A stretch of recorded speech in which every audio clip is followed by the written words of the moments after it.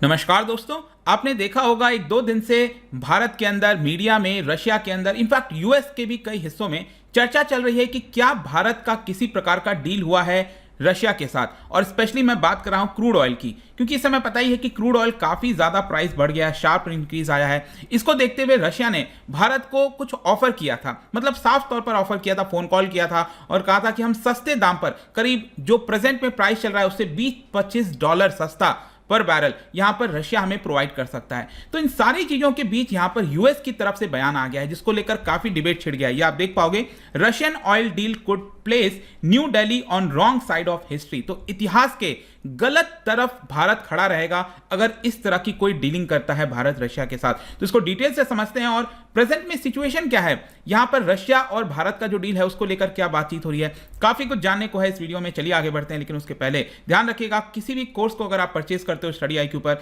चाहे UPSC, judiciary, banking, stock market, कुछ भी, सिंपली यूज दिस कोड अंकित33, क्योंकि इससे आपको मैक्सिमम जो डिस्काउंट है वो मिल जाएगा। साथ ही साथ अगर आप MCQs अटेम्प्ट करना चाहते हैं तो मेरे इंस्टा पेज पर जा सकते हैं, वहां पर स्टोरीज में जितने भी MCQs हैं उसको आप अटेम्प्ट कर पाएंगे। चलिए यहां पर सबसे पहले हम देखेंगे एग्जैक्टली अभी हो क्या रहा है, हम इसकी चर्चा क्यों कर रहे हैं। क्योंकि हुआ क्या कि जो व्हाइट हाउस की प्रेस सेक्रेटरी हैं, अब क्या होता है कि डेली बेसिस पर यहां पर कुछ बयान आता है, पूछताछ की जाती है। व्हाइट हाउस आपको पता है कि जो यूएस के प्रेसिडेंट है उनका ऑफिस है, तो उनके बारे में डिटेल दिया जाता है, विश्व में क्या चल रहा है।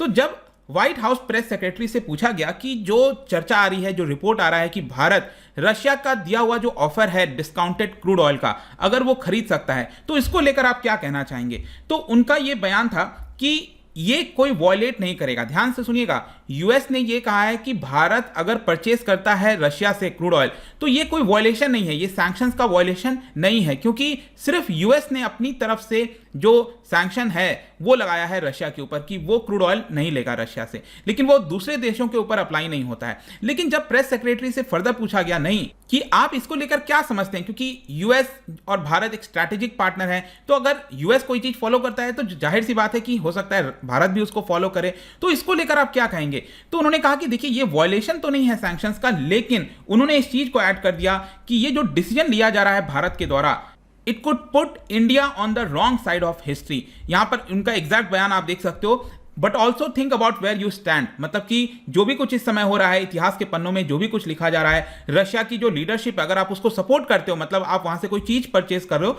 मतलब कि जो रशिया का इन्वेजन है यूक्रेन के अंदर, आप उसको सपोर्ट कर रहे हो।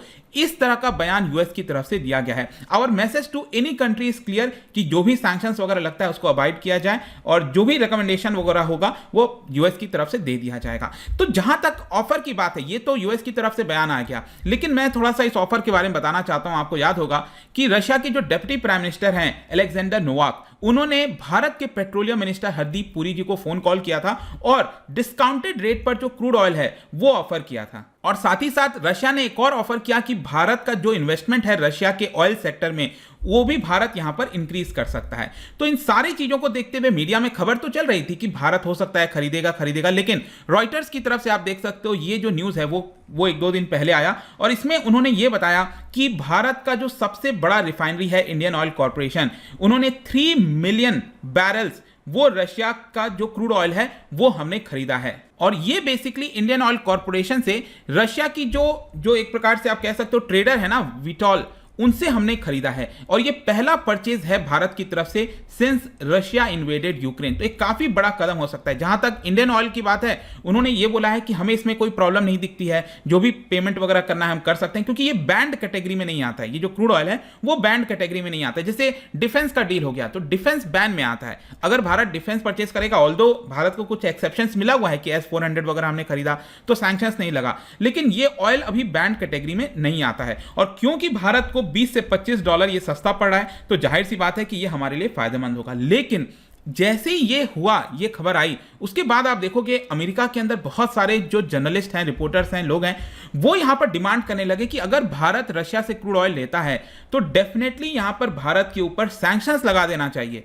क्योंकि यूएस अगर भारत के ऊपर सैंक्शंस लगाएगा तो ये काफी बड़ा असर करेगा भारत के ऊपर। यहां पर भी आप देख पाओगे एक और ट्वीट है, India looks to bail out Russia, मतलब कि ये लोग कह रहे हैं कि अगर हम रशिया से कहीं ना कहीं ऑयल परचेस कर रहे हैं तो हम उनको बेल आउट कर रहे हैं, हम उनको पैसा दे रहे हैं। और इसकी वजह से, क्योंकि भारत में भी काफी सारा फॉरेन एड आता है, यूएस की तरफ से आता है, तो हमें भारत के ऊपर सैंक्शंस लगा देना चाहिए। इसको लेकर काफी डिमांड कर रही थी, लेकिन मैं जब इस चीज को देखा, जब मैंने ट्विटर पर देखा, तब मुझे समझ में आया कि ये तो दोनों तरफ की चीजें हो गई ना। मतलब कि आप एक तरफ देखो, जहां तक नेटो देश की बात है, ये जो नॉर्थ अटलांटिक ट्रीटी ऑर्गेनाइजेशन है, वो लोग बातें तो बहुत बोल रहे हैं कि यहां पर यूक्रेन को हमें सपोर्ट करना चाहिए, यूक्रेन को वो लोग काफी सारे हथियार वगैरह प्रोवाइड कर रहे हैं, सब कुछ हो रहा है। लेकिन दूसरी तरफ क्या है कि रशिया से जो क्रूड ऑयल और नेचुरल गैस यूरोप के अंदर आता था, क्या वो स्टॉप हुआ? नहीं हुआ। बड़ी मात्रा में अभी भी, मतलब कि जिस प्रकार से क्रूड ऑयल और नेचुरल गैस रशिया सप्लाई करता था यूरोप के अंदर, वो अभी भी वैसे का वैसा ही चल रहा है। और इसीलिए ये जो तस्वीर है ना कहीं वो मेरे सामने आ गई। आई एम श्योर कि आपने देखा होगा जो शार्क टैंक इंडिया है इस तरह का। तो ये नेटो और ये जो बाकी के देश हैं वो खुद तो जैसे चाहे वो कर सकते हैं, रशिया से खुद ले रहे हैं, वो बात ठीक है। लेकिन अगर भारत ने इस चीज को परचेज कर लिया तो यहां पर उनको इससे प्रॉब्लम होने लग रही है। तो एक प्रकार से आप कह सकते हो कि ये जो नेटो देश हैं वो लोग क्या कर रहे हैं, एक तरफ यूक्रेन को हथियार सप्लाई कर रहे हैं, एक जो कैश वगैरह है वो प्रोवाइड कर रहे हैं, फाइनेंशियल असिस्टेंस दे रहे हैं, लेकिन दूसरी तरफ वो क्या कर रहे हैं, दूसरी तरफ वो लोग रशिया को भी तो पेमेंट कर रहे हैं। तो दोनों को यहां पर सपोर्ट कर रहे हैं एक प्रकार से आप कह सकते हो, और ये वॉर कंटिन्यू चलता आ रहा है। तो ये तो दोनों तरफ की बातें हो गई। एंड इनफैक्ट सिर्फ ये ऑयल और गैस की बात नहीं है, नेटो के अगर आप देश देखोगे ना तो वो लोग यूरेनियम हो गया, फर्टिलाइजर हो गया, बाकी कई सारे प्रोडक्ट्स हैं वो रशिया से अभी भी खरीदना जारी रखे हैं, उसको स्टॉप नहीं किया है। तो ये कितना हक बनता है कि भारत को इसको लेकर बोला जाए। और इसीलिए अगर आप देखोगे ना तो कहीं ना कहीं भारत भी एक ऑल्टरनेटिव पेमेंट चैनल लाने की कोशिश कर रहा है। मतलब कि अगर हमें आगे चलकर और भी बड़े मात्रा में डिस्काउंटेड रेट पर क्रूड ऑयल लेना है रशिया से, तो हमें कहीं ना कहीं दूसरा पेमेंट चैनल लाने की आवश्यकता है। क्योंकि अभी के डेट में हम ज्यादातर डिपेंडेंट हैं मिडिल ईस्ट के ऊपर, Africa, Europe, north America, south America. Russia से जो हमारा ऑयल आता है it is just around $1 billion के आसपास, बहुत कम है। और रशिया चाहता है कि हम इसके अंदर कंट्रीब्यूशन बढ़ाएं, और इसलिए हमारे पास एक अपॉर्चुनिटी है कि सस्ते दाम पर रशिया से हम ऑयल ले सकते हैं। लेकिन इसके लिए जरूरी यह होगा कि हम एक दूसरा चैनल बनाएं। मतलब हो सकता है कि रूपी और जो रूबल है उसका स्वैप डील हो, कुछ इस प्रकार का मैकेनिज्म हो ताकि ट्रेड करने में बड़ी दिक्कत ना आए। क्योंकि अभी अगर आपको मैं बताऊं तो हुआ क्या है कि भारत के जो एक्सपोर्टर्स हैं उनका करीब $500 मिलियन का जो पेमेंट है वो रुक गया है। क्यों रुक गया है? क्योंकि उन्होंने कई सारा सामान रशिया भेजा था, तो रशिया वाले पेमेंट तो करना चाहते हैं, लेकिन वो पेमेंट कैसे करें? क्योंकि जो स्विफ्ट पेमेंट सिस्टम है वो यहां पर सैंक्शंस लगा हुआ है, उसके ऊपर रशिया इस्तेमाल नहीं कर पा रहा है। तो भारत का करीब $500 मिलियन का जो पेमेंट है जो रशिया से आना है वो आ नहीं पा रहा है। तो ये एक सबसे बड़ी प्रॉब्लम है। वैसे अगर आप देखोगे तो भारत कई सारी चीजें एक्सपोर्ट करता है, इंपोर्ट भी करता है। एक्सपोर्ट करने की जहां तक बात है, फार्मास्यूटिकल्स हो गया, electric machinery, boilers, mechanical appliances, ये सब हम रशिया को एक्सपोर्ट करते हैं। और रशिया से हम क्या क्या मंगाते हैं? मिनरल्स, पर्ल्स, प्रीशियस स्टोन्स हो गया, प्रोजेक्ट गुड्स हो गए, ये सब हम मंगाते हैं। तो इसकी संख्या हो सकता है आगे आने वाले समय में बढ़ जाए अगर भारत रशिया एक साथ यहां पर आ जाते हैं। लेट्स सी कि किस तरह से चीजें होंगी, किस तरह से चीजों को देखा जाएगा। बट डेफिनेटली यूएस की तरफ से ये जो बयान आना, India on the wrong side of the history, एक बड़ा बयान है। जाने से पहले एक इंटरेस्टिंग क्वेश्चन आपके लिए। देखिए, जो क्रूड ऑयल है ना उसका जो सबसे प्राइमरी कंपोनेंट है, जो सबसे बड़ा कंपोनेंट आपको पता होगा वो है कार्बन। करीब 80 से 85% कार्बन होता है। क्या बता सकते हो second highest component crude oil में कौन सा है इन चार में से? इसका राइट आंसर आपको पता ही है, मेरे इंस्टाग्राम में तो मिलेगा ही। वहां पर अगर आप नहीं हो कोई बात नहीं, टेलीग्राम से भी ले सकते हैं इसका सही उत्तर। मैं कई सारे जो एमसीक्यूज हैं वो यहाँ पर स्टोरीज में डालता रहता हूँ। बाकी अगर आपको पीडीएफ चाहिए तो टेलीग्राम पर आइए, अलग अलग सोशल मीडिया पर भी आप जुड़ पाएंगे। साथ ही साथ यूपीएससी या फिर किसी भी एग्जाम की तैयारी कर रहे हैं, सिंपली यूज दिस कोड, क्योंकि यहाँ पर आपको मैक्सिमम डिस्काउंट मिलेगा। आई होप कि वीडियो आपको पसंद आया होगा। मिलता हूं आपसे next time. Till then, thank you very much, see you soon.